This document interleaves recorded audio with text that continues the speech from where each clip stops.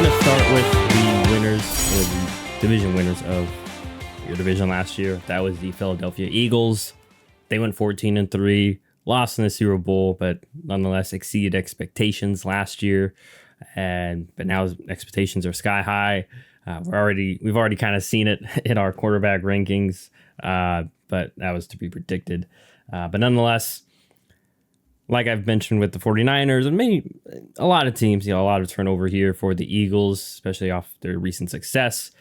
So starting with offensive coordinator Shane Steichen, he left, and also forgot to put in about defensive coordinator Jonathan Gannon too. So they lost both OC and DC, so that could be potential issues.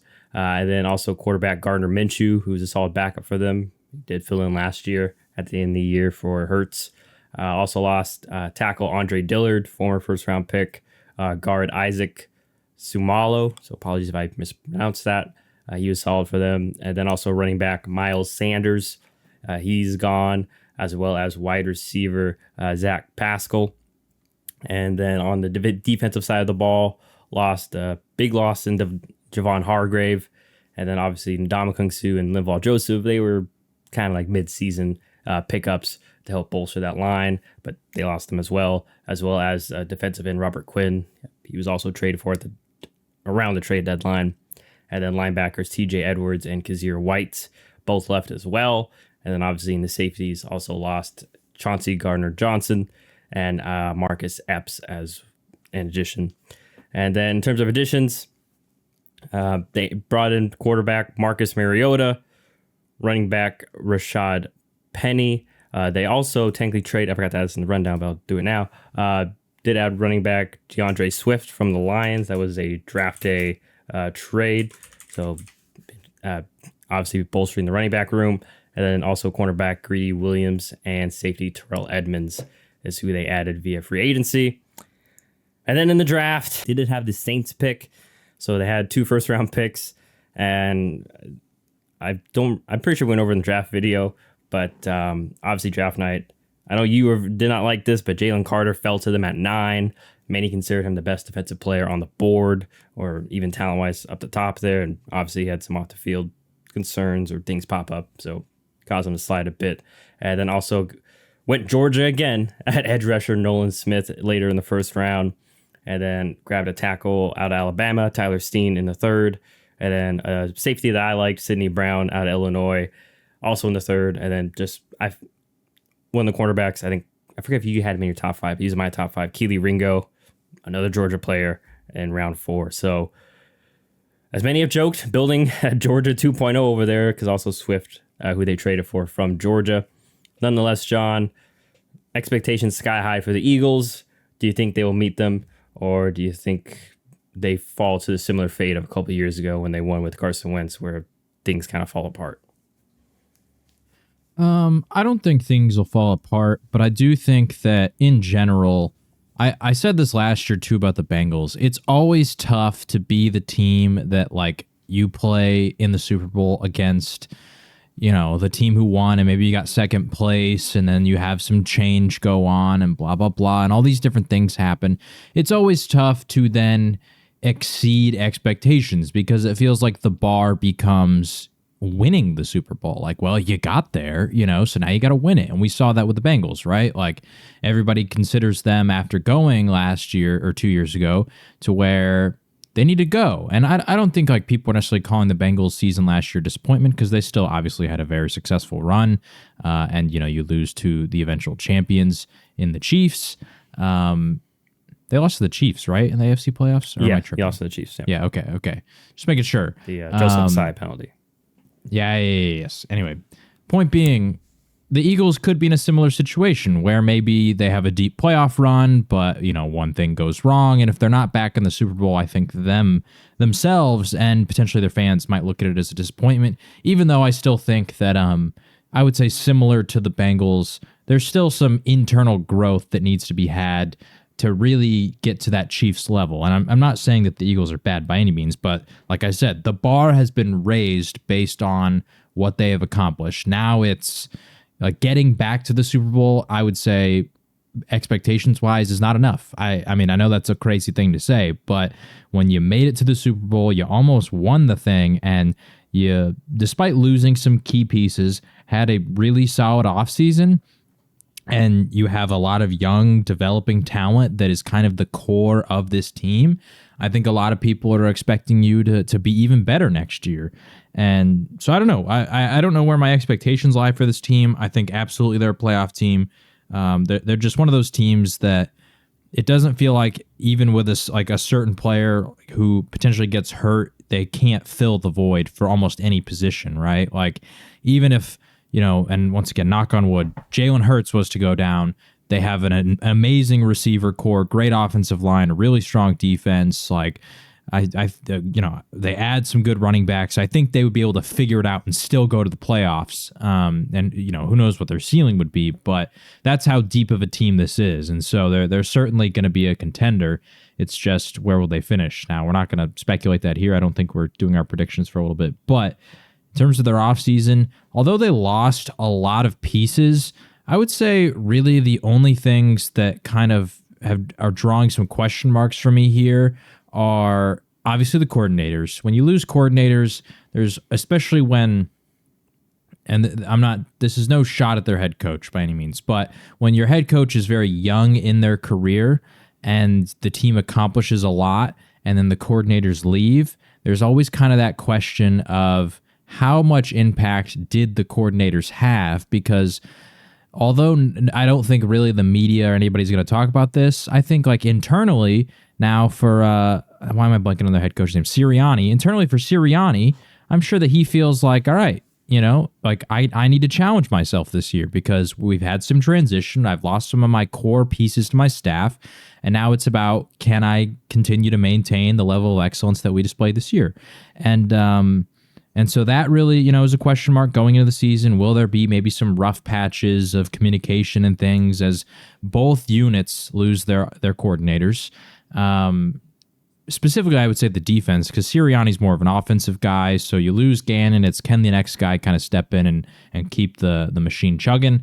And then obviously the defensive line, I mean, they lost Hargrave, Sue, Joseph, Robert Quinn. Like, a lot of those guys are veterans, a lot of experience, and I certainly think that they have the talent to replace them. We talk about Jalen Carter, like you said, Nolan Smith, 2 rookies, but even you go back to some of the previous draft classes, you got guys like Milton Williams, Jordan Davis, some of these other guys who are going to start to fill in more and be bigger pieces of the defensive line unit.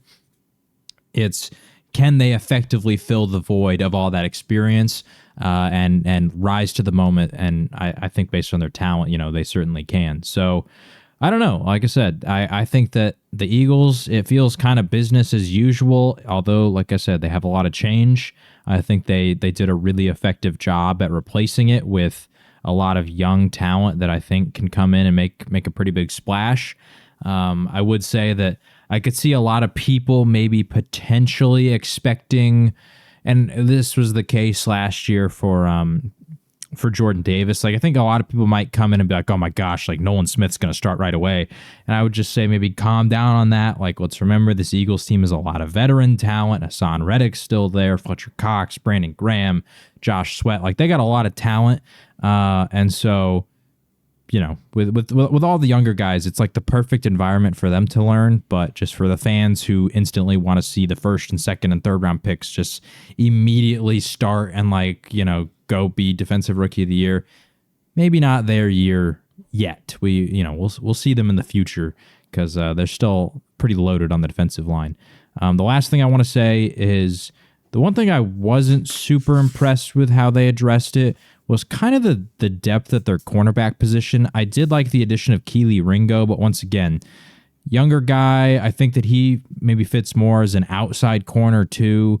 I don't know how they plan to deploy both Bradbury and Slay. They were certainly good last year, but I did think at points they were somewhat able to be exposed, specifically because teams would move a lot. Like I think back to the second time the Cowboys played them and they scored 40 points. They would move CeeDee Lamb into the slot and nobody would follow him. And so you would have Avonte Maddox have to go up against him. And Maddox, I think right now is still slated to be their nickel corner. and he didn't have the greatest of performances last year. I think he also dealt with injuries somewhat. And we saw this quite a bit, where teams, when they would expose the secondary, it was a lot of movement, and the Eagles didn't necessarily really adjust to overcome that. And it doesn't seem like behind Bradbury and Slay, they necessarily made a ton of moves to address that. And like I said, outside of the Keely Ringo thing, but once again, he's young, he's a 4th round pick. Who knows how much he contributes this year? And also, like I said, I profile him more as an outside guy. So anyway, that's kind of my read on the Eagles. Even with that one specific thing, that's kind of a nitpicky thing. It's just, when we're talking about a team that was in the Super Bowl, that's kind of the spots you got to look for the negatives, right? So anyway, what do you think about the Eagles? Yeah, I'm along lines with you. I expect this team to be a playoff team. Even I would definitely put them up there as in the conversation or solidified in the top 5 rosters of the NFL. I mean, you could easily probably say you could argue they're one of the best, from top to bottom. Have a lot of good depth. I mean, even though they lost, I mentioned the guard Isaac Samuelo. I know they drafted like a guard center last year. Mainly it was in preparation in case Kelsey retired, but now probably just slot him over at guard. So not worried about the offensive line. I am with you on the defensive line. We may see some like early season struggles. Maybe I'm with you. I don't expect Carter and Jordan Davis to be getting majority of the snaps, but they may make some mistakes or have some moments, things like that. I am worried about their linebacking core just because losing those 2 linebackers. If there was a weakness to their defense last year or a weak area, I would say be the linebackers, just talent wise.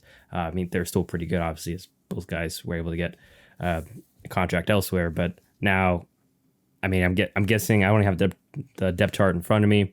Guessing to be Nakobe Dean, and I got it right here. So middle linebacker Nakobe Dean is slotted to be the starter. Okay. Also, just notably, Jalen Carter is actually, which once again, this is ESPN. Training camp is happening. Who knows how accurate this is? Just take it with a grain of salt because things might change. But Jalen Carter is actually slated to be the starting left defensive tackle across from Fletcher Cox. I do think that Jordan Davis, Milton Williams, a lot of these guys, there's going to be a lot of rotation in there. Contavious Street, they've got a lot of depth at defensive tackle. So we know Fletcher Cox is going to get a lot. It's just who else. Anyway, but yeah, Nakobe Dean is slotted to be the starting middle linebacker. Hassan Reddick, obviously, on one of the sides with Nolan Smith right behind him. And then the weak side, they have Nicholas Morrow. Okay, so that's where, I believe he's kind of hopped. If I remember correctly, that's right. I think Anthony Morrow. Nonetheless, Dean and Morrow, not notable starters. Definitely, we know Dean is only in his 2nd year. So we'll see if he can step up to the plate to not only fill the voids that TJ Edwards and Kazir White left, but maybe even more asked or be put on their plate this year of that position. And then even safeties, I just mentioned too, they lost both their safeties. And I know it's a cliche, but that's the back end. And kind of like we saw with the Ravens earlier last season. Remember they brought in Marcus Williams, who we all know is a good safety, and drafted is it Kyle Williams? Why am I blanking on from Notre Dame? But nonetheless, drafted him, and we saw early on. What are we talking about? I was just talking about the Ravens safeties because I mentioned Ravens. I mentioned Kyle Hamilton. Kyle Hamilton, excuse me, Kyle. I'm so sorry. But Kyle Hamilton, and they took a few weeks, half the season. Remember, they were like the Miami game. They bleb a bunch of plays. So we'll see. It'd be interesting to see if I'm not even sure you still have that depth chart. Who are the safeties that are replacing those guys? Because they'd have. I mean, maybe Terrell Edmonds, I guess, but. Yeah, so strong safety, Terrell Edmonds, and then free safety is Reed Blankenship, who was an undrafted free agent that they signed last year out of Middle Tennessee. So unproven commodity.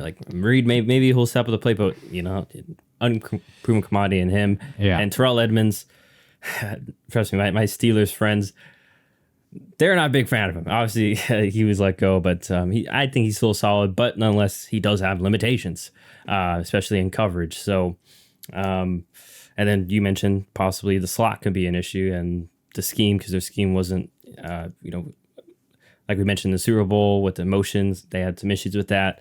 And now, kind of like the Chiefs and 49ers, they're the hunted. A lot of teams are going to look into what went right for them last year and what teams did to make them struggle. So, yeah, that's what I'm worried about defense. On offense, I think it's just, can Jalen Hurts and the offense progress?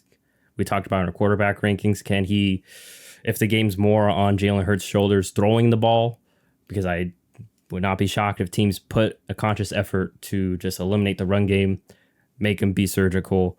Can you read who's blitzing, who's dropping out? They're probably going to try to confuse him a lot more, and then make him make quick decisions with the ball as well, and obviously contain him, because we all know he's a great runner. So, but nonetheless, Eagles are so talented where there's going to be some teams where it doesn't matter, where, like we kind of saw last year, where we know what they're doing in a sense, but they can't stop it. And it'll be very interesting to see Swift in this offense, if he can stay healthy. Same with Penny, really. We know both those guys are pretty explosive, and they still have Boston Scott and Kenneth Gainwell, and those two guys have filled in admirably kind of over the years anyway. So yeah, I'm with it. I don't expect much of a drop off from Philadelphia as a whole, but we'll see if they can kind of take that next step and stay a contender, because that's always tough to do. And like I mentioned, previous regime, you mentioned the coordinators leaving. That's what kind of happened. Frank Reich left, and I forget if someone else, other people left, and then obviously Wentz got hurt. That was a whole situation. I don't expect them to fall as far from earth like they did with that regime. So it seems like they may have learned from their mistakes, but we'll see. So that is the Philadelphia Eagles.